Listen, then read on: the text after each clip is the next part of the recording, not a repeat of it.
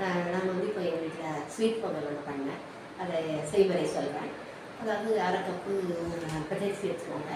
அடுத்து உருட்டு வெல்லம் ஒரு அரை கப்புக்கு 1.5 கப்பு வெல்லம் போடுவோம். அப்புறமேட்டு இந்த அரிசியை கஞ்சி வெல்லம் பாவு வச்சு தனியாக வச்சுக்கிறோம்.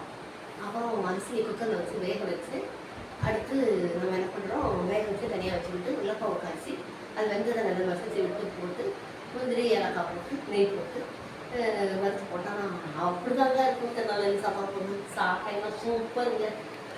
காட்டு காட்டு ஓகே. இப்போ எடுத்து காமிக்கிறேன்.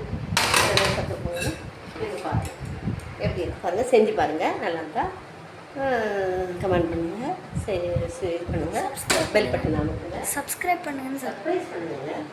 பாய் சொல்லு. என்னுடைய பாய் பாய் பாய் பாய் எல்லாம் பாய் சொல்லு. எல்லாம்